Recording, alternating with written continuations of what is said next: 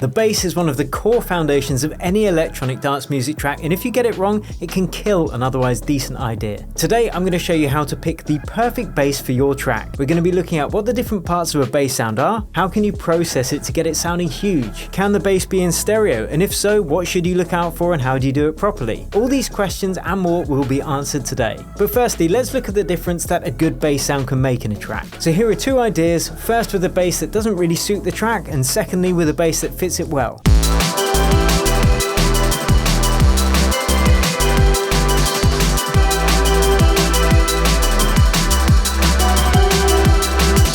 And here's another example.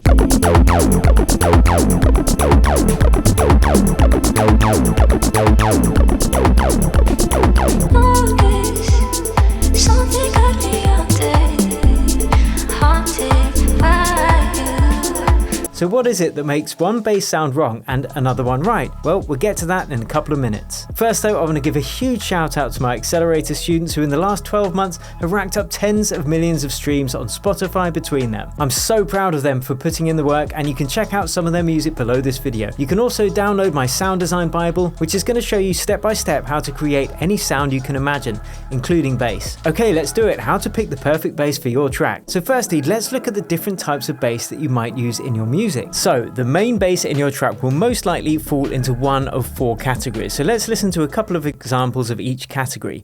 The first and by far the most common is a plucky bass, and this is where you can hear each separate hit of the bass with a relatively short decay. So one note finishes before the next starts, and that sounds a bit like this.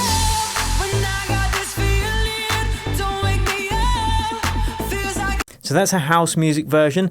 It even works in other genres as well. So here's a drum and bass track, much faster because it's drum and bass, but each one is going to be a separate hit. So if you listen, the bass is going. So that's another plucky bass, but just played much faster. Okay, the next most common that you are likely going to use is a sustained bass, and this is where you just hold that bass note until it changes. So here's an example with this track Come Together by Frankie Wah.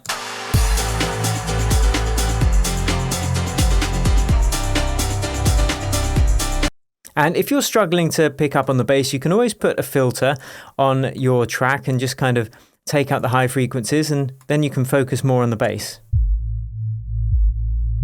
So you can hear it. You can hear it being sustained. So let's listen to another example of this. This is Weightless by Ben Burma, and we're just going to listen to the bass there. Sustained.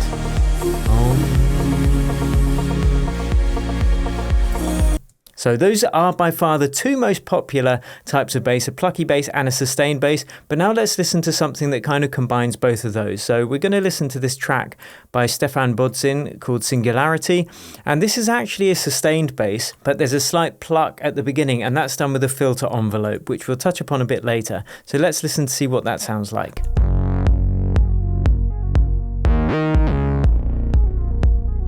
So you can hear that bass is still being held, it's quite long, but you've got that meow at the beginning, and that's done with a filter envelope. So that's kind of a combination between a plucky bass and a sustained bass. Now let's look at two more genre-specific basses. First, you've got a techno rumble bass, and if you want to know how to make the ultimate techno rumble bass, there is a video popping up right there now, so you can check that out. But this is what a techno rumble bass sounds like. It's kind of that reverb kick sound, and that's very genre specific. And then the next is a bass guitar sample. So here's an example of that.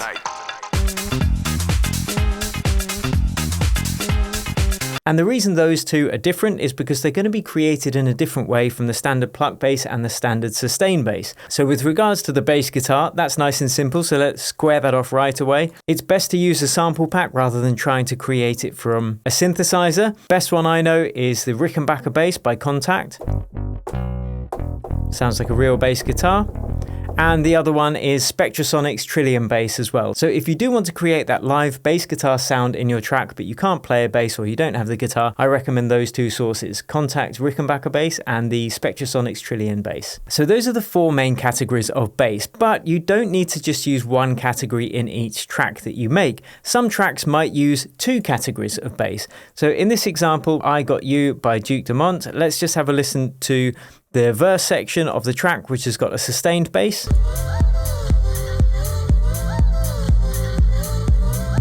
And then the chorus part, which has a plucky bass.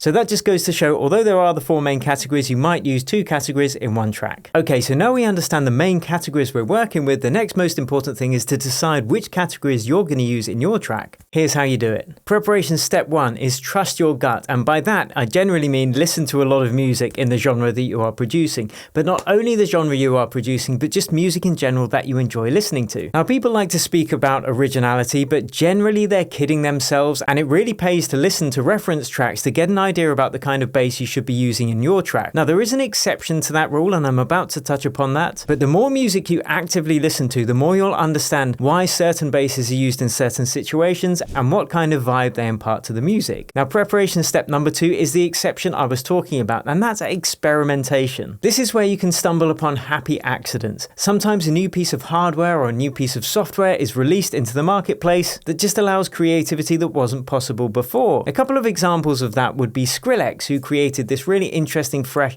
dubstep kind of bass, and that was because Native Instruments synth Massive came out, which allowed all of this really interesting routing. Another older example is distorted guitar, which came about by accident by someone playing a guitar through a broken cabinet, which gave it this really raspy, distorted sound. And that ended up creating one of the biggest genres of music in the world, which is rock music. So experimentation is important. A way you can experiment is switch up different routing in synths and switch up the order in which the effects are applied. Route different controllers to different parameters and assign LFOs all over the place. But experimentation is really beyond the scope of this video because the possibilities are really endless. And the third way to prepare is buy a few sample packs and preset packs specific to your genre of music, or just spend some time downloading some single ones off of Splice. You're going to be much more likely to stumble across a happy accident or a sound that's going to work well in your genre. Again, this isn't a rule, it's just a suggestion. And having a decent third-party synth will give you loads more access to a lot more presets. Serum and Vital are strong contenders for all genres, as are Spire and Anatu, although they're particularly good for trance. Diva is great for melodic house, and the Arturia V collection is fantastic to create some of those older analog synths. There are many more, of course. These are just a few suggestions, and you only really need one or two of them. So let me know in the comments below what is your favorite synth or sampler for bass sounds. And let me know which genre you produce. It could really help other producers viewing this video. Okay, so we're prepped up with a nice selection of sounds. Now let's talk about vibe and track hierarchy. So the vibe of the track is really your North Star, the guiding light by which you'll make decisions. It's really a combination of the genre that you want to make and the emotion that you're trying to impart with your music. Now, this might be decided upon before you even open up your project, or it might reveal itself when you start the process of producing. And if you remember those examples we listened to at the beginning of these videos, the before examples weren't really bad bass sounds, they just weren't right for the vibe of the track and the emotion that I was trying to convey. Now, whether you decide on the vibe beforehand or you stumble across it, it's important to get it locked down pretty early on in the process, because it's so important when it comes to making pretty much any decision when it comes to the track. Anything that doesn't work directly towards that vibe needs to be saved out into another project or just culled. Now, of course, inspiration can hit from anywhere. Maybe you're just jamming on some chords, maybe you start with a vocal. But because the bass is such an important part of creating the vibe of the track, even if you're not starting with the bass, it's a good idea to select it and get it locked in as early on in the process as possible. So, how do you choose the kind of bass that's going to work perfectly for the vibe you're trying to create? Once you've started the track and decided upon the vibe, the next easiest thing to do is to listen to reference tracks in that same genre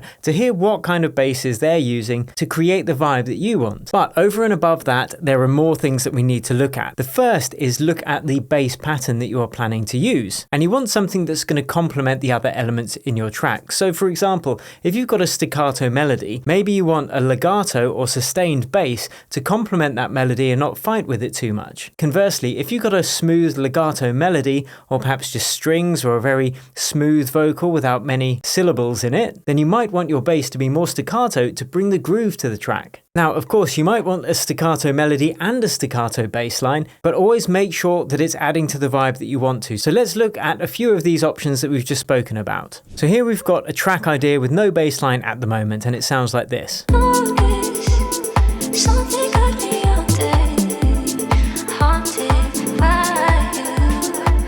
So what have we got going on? We have got a piano that's sustained.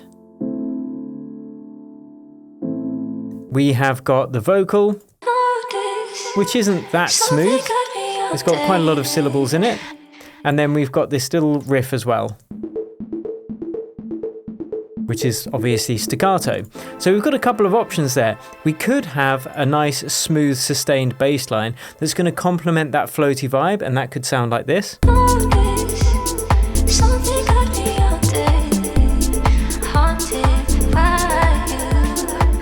Or we could choose to actually add to that groove, because there are very sustained chords in the piano and the arpeggiated melody is quite low in the mix. We might want to bring that groove from the bass, and that might sound something more like this.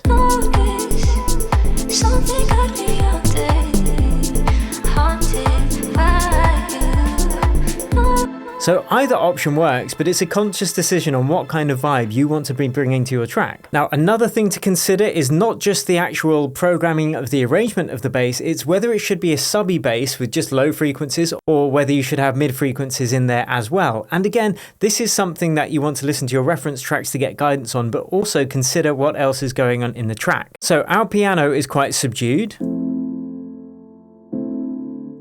and our synth riff is quite subdued as well, and the high vocals are bringing those high frequencies to the track, nice and breathy. And given the deep vibe of this track, I don't think that having high frequencies in the bass is the right way forwards, because it's going to fight with those vocals and it's going to take away that really deep vibe. So let's just listen to what that might sound like if we had those high frequencies. So I'll just up that filter cutoff, and now it sounds like this.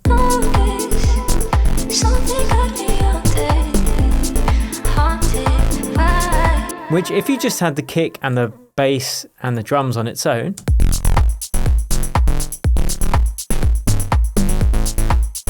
you know, that could sound quite cool. But I'm considering what is the vibe I'm going for, and that's determining whether I should have it a low subby bass or whether I should have some high frequencies in there as well. If you were creating a slap house track, of course you want that knocking initial transient of the bass, so you would have high frequencies in there. So always remember, vibe is king. So at this point, there are two main decisions to be made. Should this bass be a plucky bass, a sustained bass, a rumble bass, or a bass guitar? And should it be a subby bass, or should it include some of those mid and high frequencies as well? And once you've decided on the bass category and how it's going to work with the other elements, then you can program in the bass line with a basic sound, knowing full well that we're going to be switching it out shortly. And a couple of pro tips here. If you set your bass to monophonic, that means that the bass notes aren't going to bleed into each other, and you want that about 98% of the time. And the other pro tip I want to quickly touch upon is when you're programming in your bass, if you do it a couple of octaves above where it's going to be eventually, you can hear what notes are being hit more easily. So if we hear this, it's much easier to hear which pitch is being hit than if it's 2 or 3 octaves down. Then it's much harder to determine what pitch is being hit. So a couple of tips there. So once you've programmed in either your sustained bass or your plucky bass rhythm, then we are going to start auditioning different bass sounds to find the strongest one for your track. Now, there are a few bass patterns that will allow you to pretty much make any track in any genre, and we're going to be touching upon those bass patterns very shortly. But for the time being, let's assume you've programmed in your bass pattern, and let's get to auditioning those basses. Now, the key here is to audition them in situ whilst everything else in your track is playing. And if you don't have anything else in your track yet and you're starting with the bass line, that's even easier, because you just have to find the right vibe for the bass line, and then everything else has to fit in with that bass line. Now, a quick word on building bass sounds from scratch.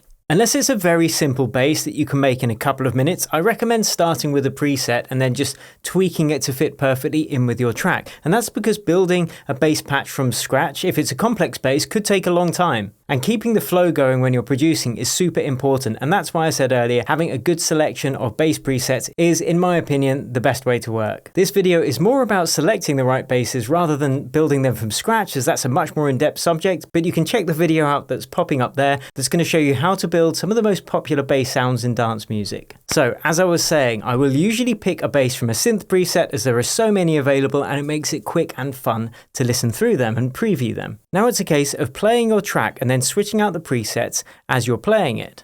So let's try that. We know we need a plucky bass.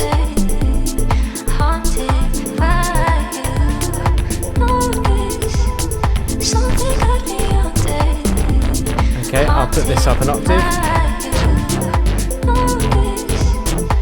That's a bit harsh.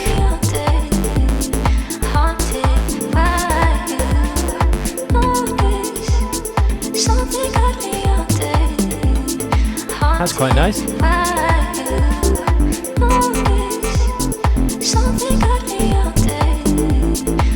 Now I like that, and this is what I mean by tweaking presets. I want it to be a bit more plucky and a bit less on and off, so I'm just going to tweak the preset really quickly.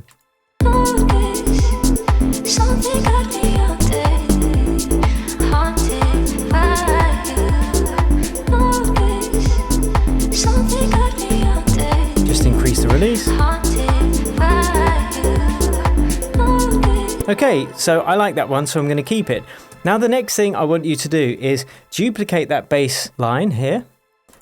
Duplicate it a couple of times, and what we want to do is find 2 or 3 options that we can select from to find the best bass, because sometimes you just stumble across a new sound and it's going to sound better than one that you selected before. So it's good to have some options available to you to find the best sound. So let's listen to some more.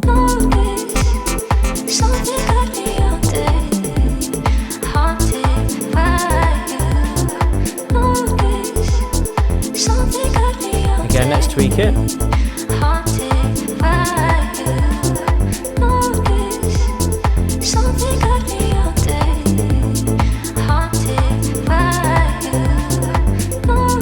Let's bring it down an octave though. A bit high, I think.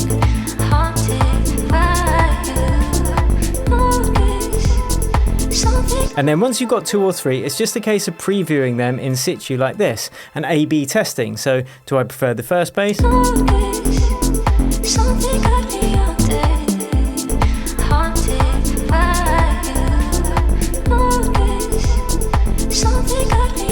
think I prefer the first one. So that's the order and the method by which I go about selecting basses. Now, I want to touch upon happy accidents, because sometimes pre-planning the category of bass that you want to create is all well and good and is a great way to get started, but there's no denying sometimes you can be scrolling through a sample pack or a preset pack and you just come across something completely out there that just sounds amazing. And that kind of accident can really push things forward and keep things fresh and enjoyable for you as the producer. But the only thing to make sure of then is just ask yourself, does this add to the vibe that I'm going for, or does it detract from the vibe? So even if it sounds really cool but it's detracting from the vibe, I recommend just moving on or saving it out ready to use in a different project. Now of course, great bass sounds aren't just limited to synths, and it works much the same way if you're using a ROMpler such as Contact or Nexus. So you just load it onto the track that you've duplicated like so, and then you just play the track. You can put the volume up as well. That's something I forgot to mention before for the bass sound. It doesn't matter if it's going to be too loud for the mix,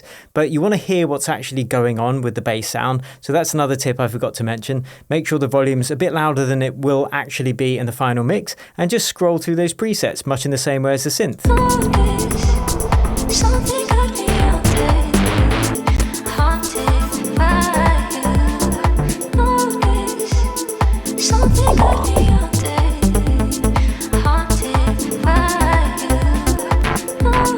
Quite like that one.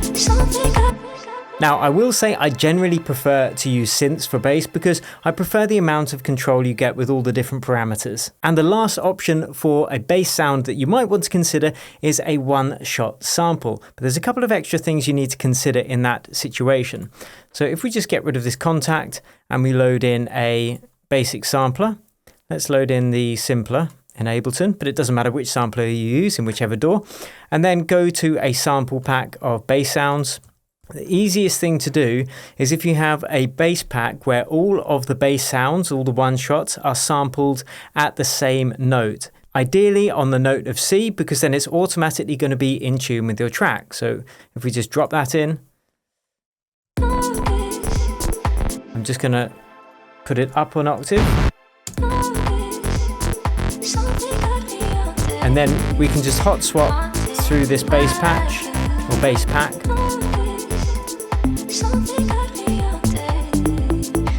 Tweak the shape of the sample, set it to monophonic, and keep listening. I quite like that housey bass actually, but it doesn't really bring the vibe that I want, so I would leave that. But again, you can just duplicate it, go through a few until you find some strong contenders, and A/B test them, whittling out the worst ones until you get the strongest. Now, what happens if you've got a bass that isn't sampled at a C? You're going to have this issue occur. So let's just bring this one in. That's sampled as an A, we can see here from the file name. So it's a nice bass sound, but let's listen to it with the rest of the track.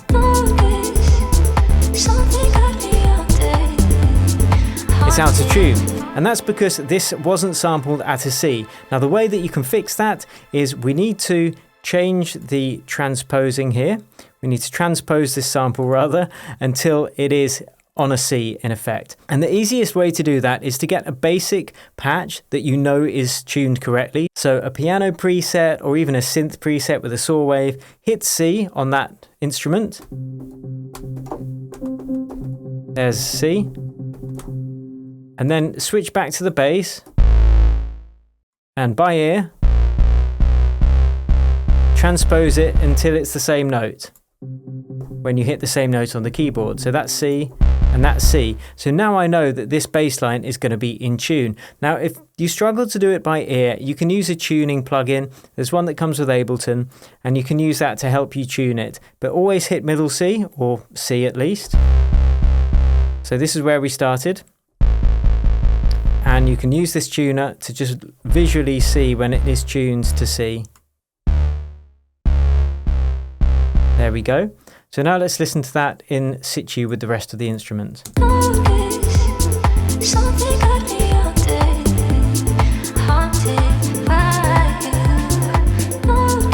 Okay, and there you have it. Now, once you've got your main bass sound chosen, there are a couple of other options available to you. You might want to layer your bass where you've got more than one bass sound playing at once, or you may want to alternate the bass sound. So I'm going to play a couple of examples of each of those. Now, these are slightly older tracks, but it doesn't matter because they both illustrate what I'm trying to explain quite well. So the first example is a layered bass, and this is from the track Work by Kelly Rowland. It was actually the Freemasons that produced this version, and it's got a bass guitar layered with a top synth. So let's have a quick listen to how that sounds. You got it. Put it in.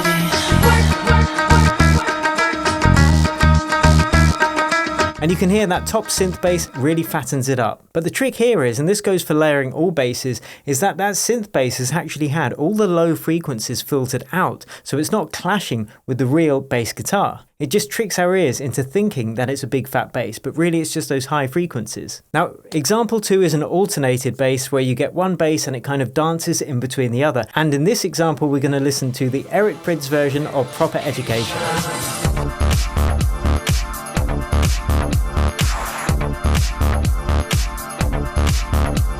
So you can hear it's got that dun and then the second bass going dun. So let's have another quick listen.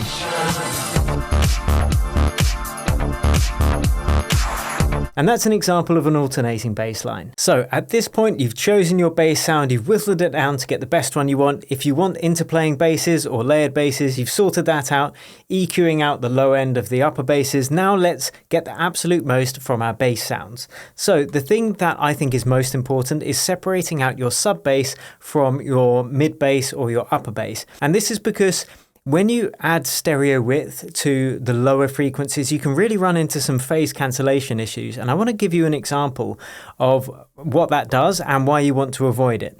So for this sound here, I'm just going to replace it. I'm going to replace it with a serum, and we're just going to create a super saw pluck sound. Add some unison, detune it slightly so it's got lovely thick stereo width, And then let's just make it a bit pluckier like this.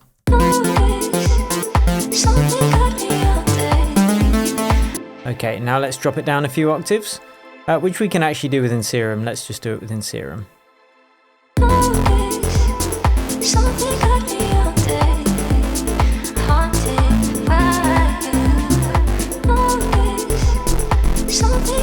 Okay, so it sounds really good, but let's look at what happens when we switch it to mono. If we switch the whole track to mono and look at the levels here,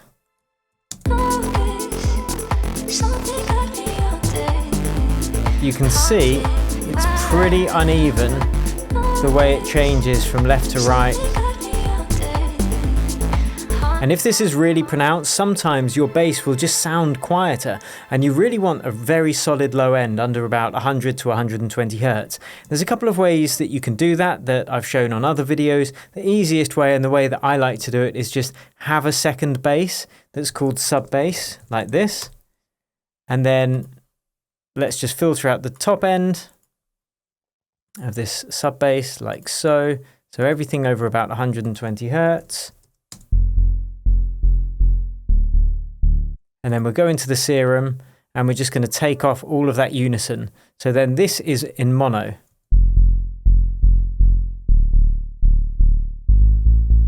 And if we look at our levels now on the sub bass, it's really nice and level. It's always hitting the same level for each hit. There's no differentiation between left and right. Whereas on this other bass, what we want to do is take out the low end underneath about 120 Hertz. So they're going to cross over, and this is going to be our mid bass. So both together,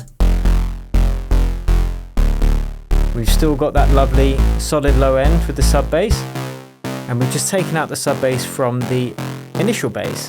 So now we've got two bass channels. So in stereo, it's still really fat and really wide, but you've just got that solid low end that's just locked in. And that's the main thing I have to say about separating out your bass layers.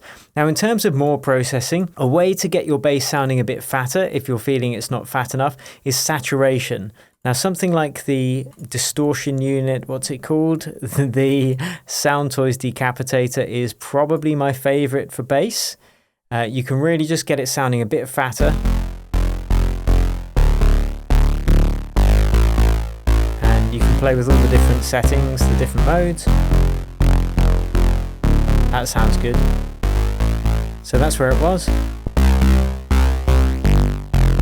It just fattens it up, adds some more frequencies, and you can always filter them out afterwards if you want to create a subby bass. So we'll just take out some of that high end, and it's still sounding fat. And then you've got yourself a nice fat bass line there that's nice and wide, but you've still got that mono sub bass. Now, if you want to add a little bit of extra atmosphere to your bass, you can always add a tiny bit of reverb or even some delay, but I would always do this on the auxiliary channels just to avoid having too much reverb on the low end, because if you've got a separate auxiliary channel, you can filter out the low frequencies from that reverb. So let's just add a little bit of reverb to this bass sound. In fact, you could just add it to the mid bass.